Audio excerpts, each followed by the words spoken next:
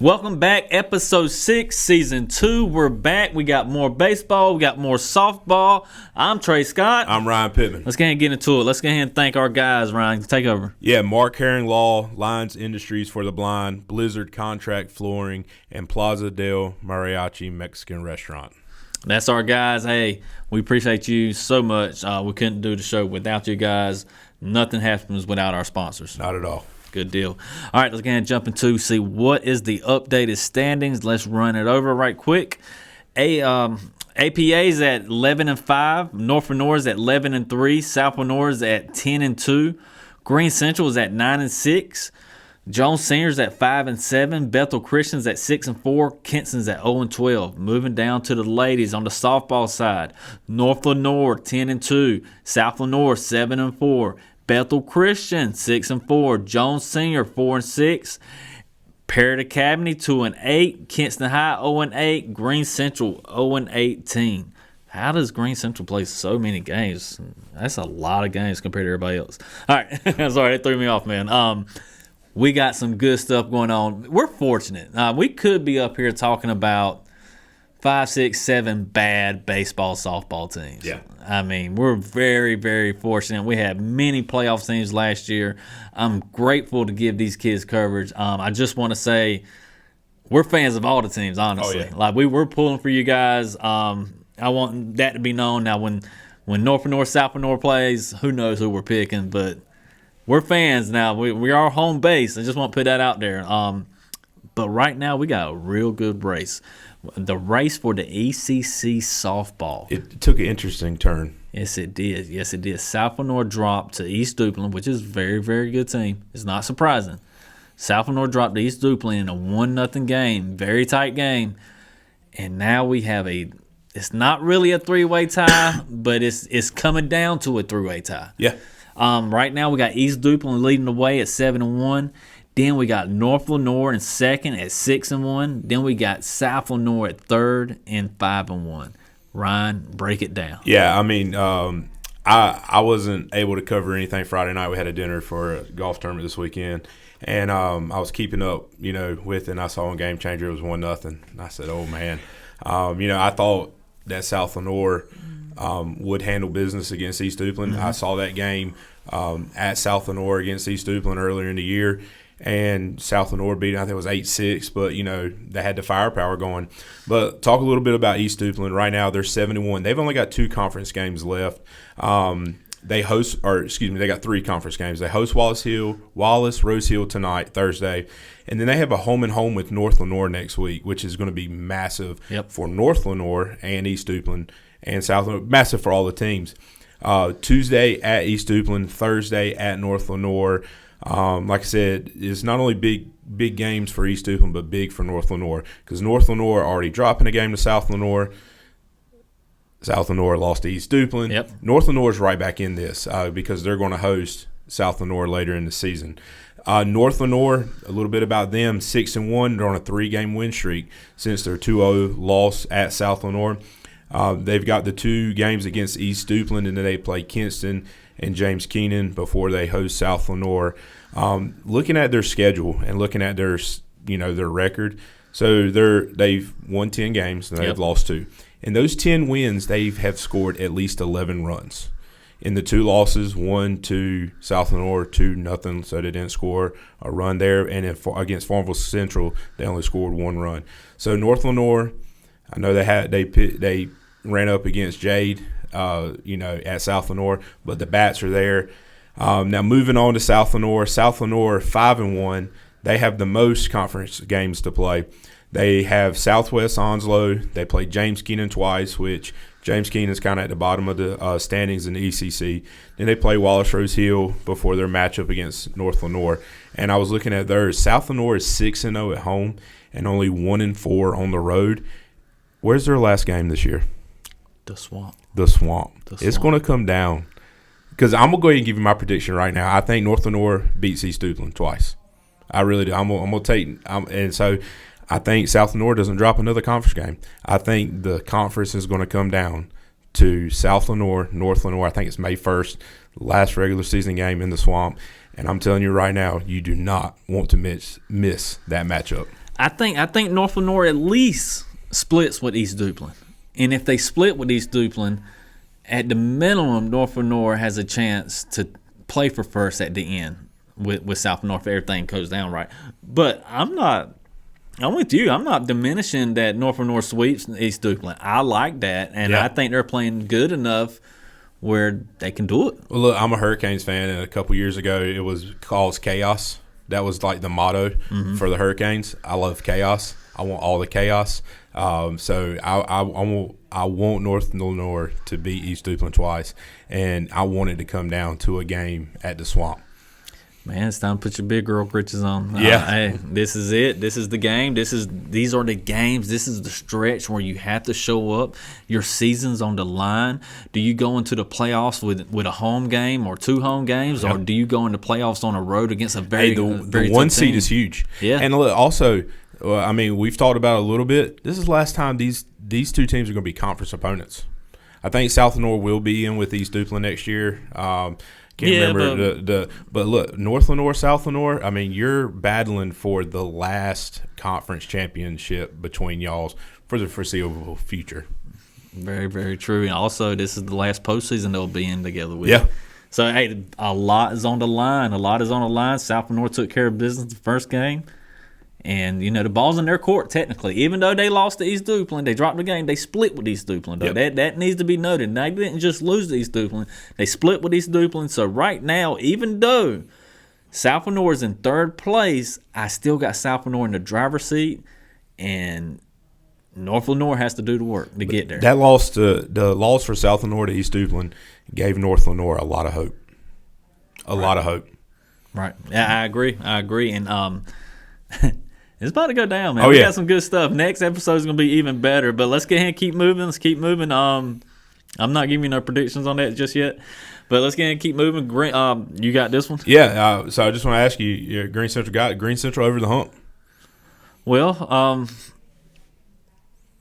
it's over a hump. They're on a 4-game win streak. They won 5 of their last 6 games.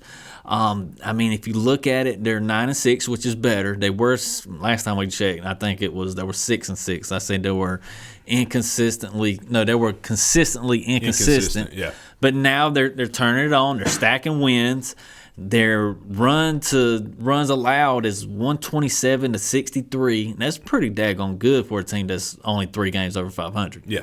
So they're doing something right, but the key comes down to Farmville Central. They play Farmville Central twice coming up. This is a chance for them to move up into the top 3 in the conference, in a conference that has Aiden Griffin and Southwest Edgecombe, who will probably be 1 and 2 in the conference. But Green Central has a chance to move up, and this is like we were just talking about with ECC softball. This is your chance to maybe play a decent first-round game somewhere or playing the best team in the playoffs if you don't win against Farmville. They got West Craven tonight, which I don't know when this exactly will air, but hopefully they can win that one and improve and keep working. But this is what you want. You want to stack games toward the end of the season. The 3 games they did lose before that, they all lost by 1 point. So they haven't been playing horrible. They just haven't been winning before this. So now they're stacking games. The Farmville Central matchup coming up is huge. It's very comparable to the North Lenore matchup with East Duplin, besides championship's not online. Yeah, and for me, so I asked the question: are they over the hump? This camel has multiple humps for me. That's right. They're at the bottom of a hump, but they still have another hump to get over. And like you said, the 2 games against Farmville Central are massive. We beat the dead horse. That conference is good. Last year, Green Central was had Braden Burris, had Austin Hardy, who could wheel and deal 2 games, throw the complete game, and it's just I need to see. I want to at least see a split with Farmville Central. If they can win both games, I think it'll be the team's going to be fine, even if they lose 2 games to Farmville Central. But this is a chance for Green Central to show. I mean, yeah, you beat Southside, Southside, you beat them handily, but you go and you beat Farmville Central when a lot of people have said that you're having a down year. I mean, of course, you can't really compare the season to last year, but I mean, it's massive for Green Central to pick up 1, maybe both of these wins against Farmville Central. And no doubt, one more thing on Green Central, no doubt the conference games matter, but one thing I also didn't put in here, Green Central has a tough schedule left, but they also have Beargrass Charter in there, which is a 1A school, but they're good. The best 1A school. Oh, yeah, they're good. If not, maybe second. But also they got South Central, who also went to the state championship last year. So Green Central has a lot on their plate coming up. We're about to see where they're at on the hump. Like you said, how many humps do they got to get over? What's that, Sally the Camel? Hey. How many humps she's got? She got a bunch of humps. Keep stacking wins. Keep stacking wins. All right, another team we got to talk about, APA. They're trending as well, but not necessarily the way we thought. They're trending downward. Lost 4 of their last 5. 2 to 12-2 Greenfield, very good team. Then 2 to their rivals, 10-7 John Paul, with their only win coming against Fayetteville Christian, who is 0-10, and that was a 7-inning game, 5-0. Win's a win. Yeah. What's going on? Well, I mean, we talked about it last week, and I apologize for people who were waiting for this episode for me to have answers about the playoffs. Didn't get it. But I will with APA. They lost two games to Greenfield. They lost a really tough game to John Paul on Tuesday night. Yep. I was there, went into 8 innings.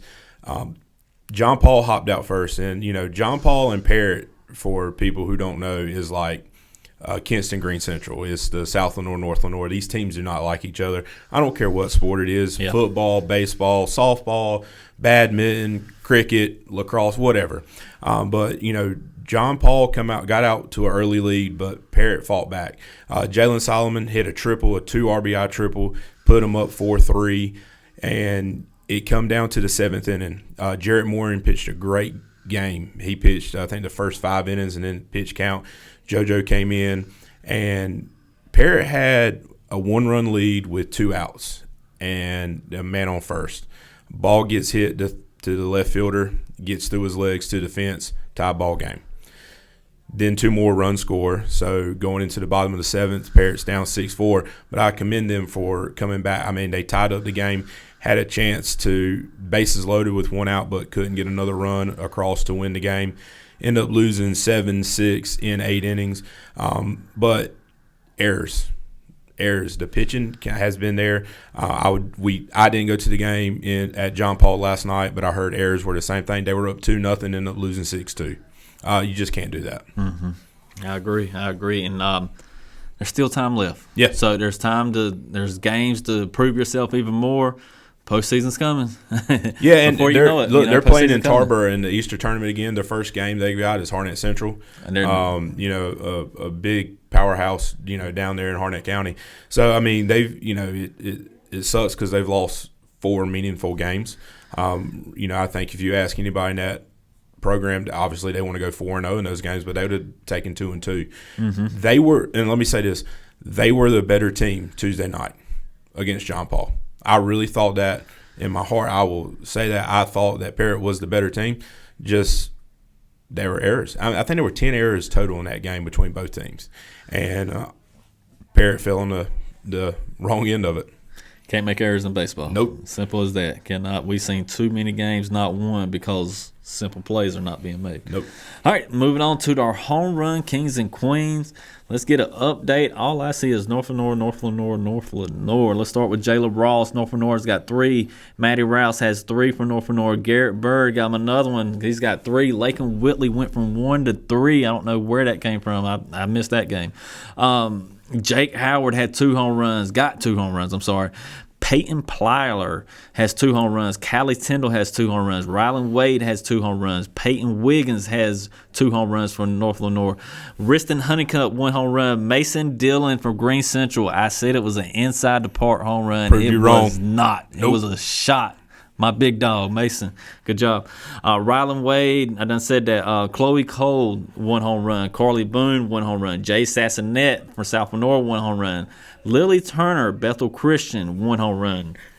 Green Central's Riley Rafford, 1 home run. APA's Sydney Myers, 1 home run. APA's Callie Sanderson, 1 home run. Tanner Outlaw, 1 home run. Christian Couples still sitting up there, 1 home run. I predict a Christian Couples home run this week. It's been too long. Been too long. Braden Cash from Bethel, 1 home run. And his family didn't let us forget Cole Harris, 1 home run for APA. All right, hey, man, we got great baseball coming up this week. Next week, we got great softball to keep up with. Follow us on Noose News Sports. Hey, talk to us. Talk to us on the podcast. We're going to respond. Tell Ryan how bad his takes are. You already tell me. So, hey, keep coming at us. Talk to us. I always give good takes, Trey. Keep coming at us. We appreciate everything. Most importantly, we appreciate our sponsors. Ryan, who's our sponsor? Yeah, Mark Heron Law, Lions Industries for the Blind, Blizzard Contract Flooring, and Plaza del Mariachi Mexican Restaurant. Good deal. I'm Trey Scott. I'm Ryan Pittman. We'll see you next week.